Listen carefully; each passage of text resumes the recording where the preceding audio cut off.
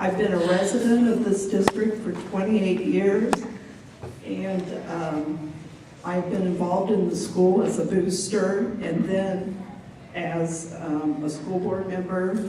I did lots of activities.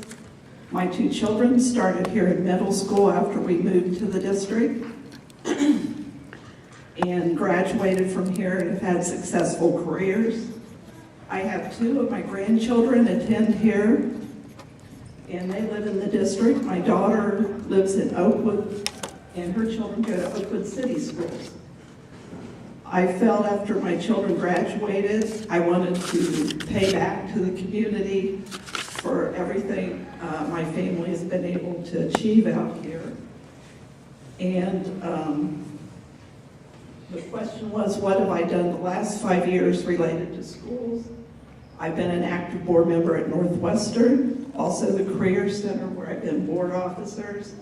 I've been very active legislatively at the local, regional, state, and national level. I've been a legislative liaison. In fact, today I was speaking with Ross McGregor's office about some pending legislation that would have an impact on our district. The High School Boards Association has been a great resource for our board as far as education, and we've been able to increase our board development and make wise decisions for Northwestern. Giving back and paying forward to the school and the community is why I'm involved in this. Okay, second question would be, what is your motivations in seeking a position on the Northwestern Board of Education? My motivation is this community has been very supportive of the schools. We have new facilities. I would like to continue my board service so that I can see them fully functional. I had the opportunity Friday afternoon to watch the elementary children come into their new building, and their eyes were as big as saucers.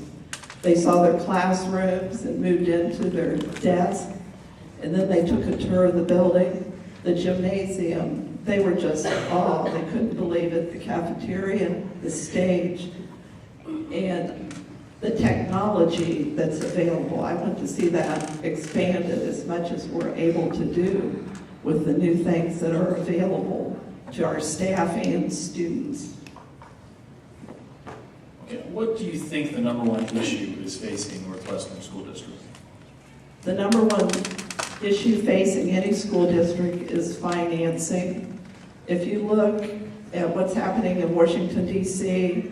and at our state government level, the mandates that come down that are not funded, we put things in place and then they either get changed. If you look at school report cards is a good example.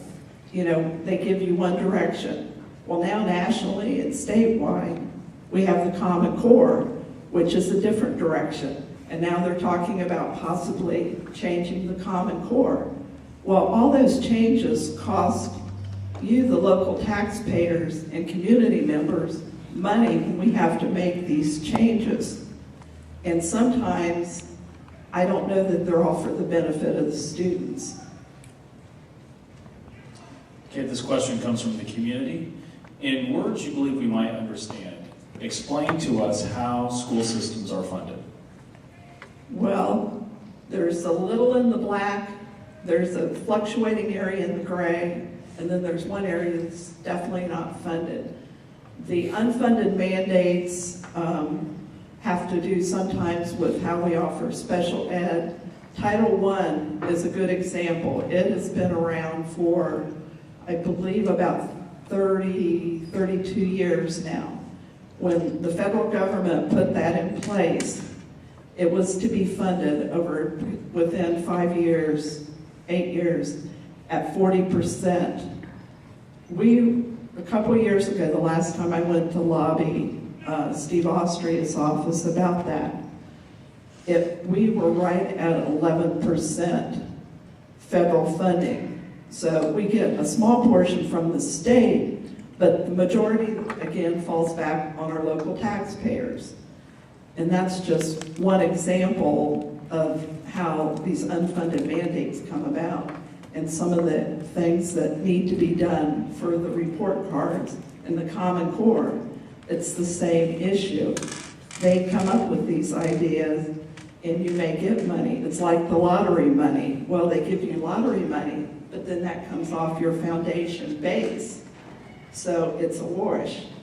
And now the casinos, it will be interesting to see how that actually transpires, if it's actually extra money or if they'll decide, well, our state budget is bad, so it'll just be a wash too, like it is with lottery dollars. Okay, fiscal concerns are always an issue with school districts. With that said, if money was in short supply and it was necessary to make substantial cuts in the expenditures of the district, what areas would you cut and what areas would you seek to preserve? Always we need to preserve the classroom and the technology and the portions of our program that go to those.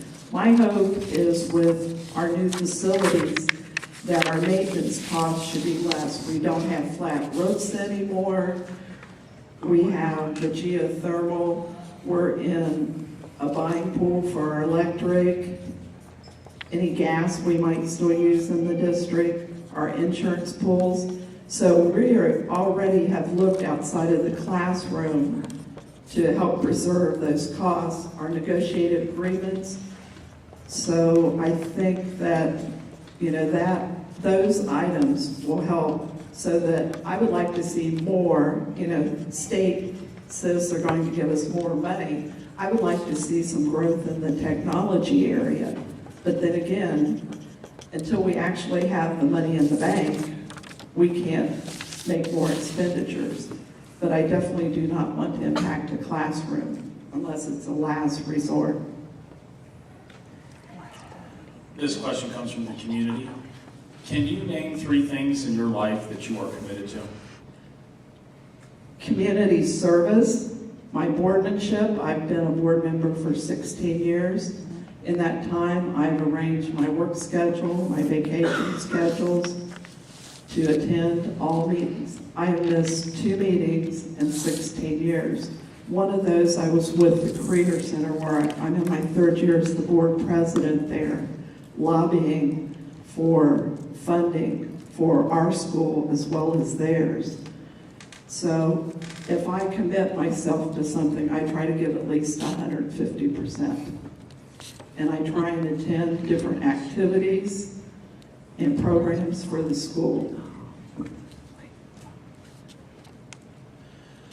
Many states are passing legislation to enact right-to-work laws, which changes the role the union plays in many workplaces. What is your opinion on right-to-work?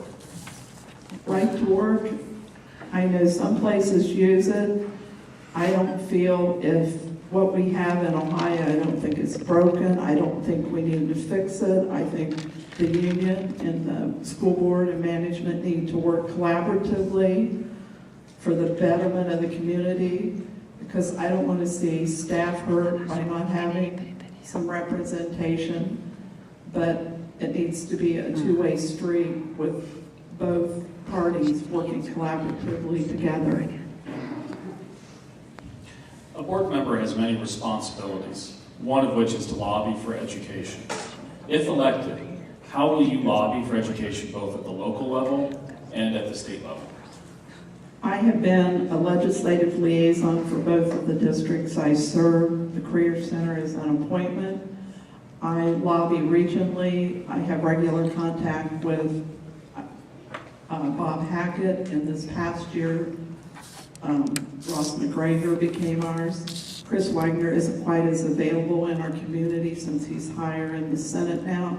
I've had contacts with David Hobson, Steve Austria, and with the Career Center, I was actually able to have almost a half hour with House Speaker Boehner about, it was career education, which we have our program through the Career Center, but we were also able to share the impact of the changes in nutrition, the fact that Most schools are mandated to serve breakfasts now, but with the foods that are in the program now, the children aren't eating it, so it's kind of back to when the kids were coming to school hungry. They don't eat it, so they still aren't getting the nutrition. So is that going to impact their test scores because they're still hungry while they're doing their schoolwork for the day? This question comes from the community. How do you feel about the extra 30 minutes added to the school day?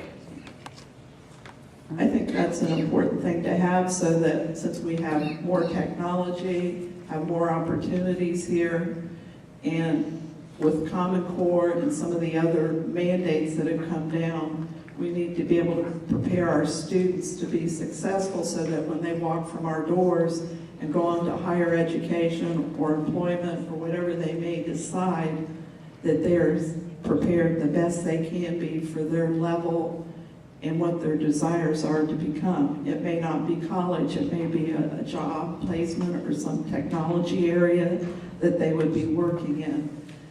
And I think that it's a wise thing to do. Describe a decision made by the board in the recent past that you think should have gone differently. The one decision I would have liked to see differently was a year ago when we had about 25 students wanting to be on a swimming team, and we did not hire a coach for that. We didn't have a very good volunteer coach, but I think when we have a program where we have 20, 25 students or possibly more, that they need to have that opportunity. Okay, discuss how valuable you believe student performance on standardized tests is a means of determining teachers' competence. I think that is part of the whole picture. This day and age, the families are so diverse. There's many broken families. And the classroom teacher, depending on who is in their chairs, doesn't oftentimes have, I'll say, complete control or control over how they perform, depending on if they're coming to school hungry, if they have a very disruptive home life, or what the issues are. It needs to be, and I know on the new teacher evaluation, it's a smaller percentage than it was originally, I believe, unless they change it again, because there are many external factors that are out of the teacher's control. Okay, this is the final question before your wrap-up statement. This also comes from the community. I'm not always sure my voice is being heard. How can you assure me you will listen and respond? Anyone that likes to contact me, I will listen to them, and I will get back with them if, or refer them to a person that can give them the answer they need or are looking for. It may not be the final answer they want, but by state law and policy and everything, it makes a difference. But I do listen to anyone that wants to talk, and I will share it with whoever is appropriate. You've got about 7.5 minutes remaining in your 20 minutes, so feel free to finish out with a final statement. As I said, this community has been very good to my family. I would like the opportunity to see these buildings become fully functional and see what our students are able to accomplish and our staff with the new luxuries they have. And I continue to give 150% at least. I spend 15 to 20 hours a week reading legislation things, other board things, continuing education, so that I can make wise decisions. And that's Mrs. Donna Myers.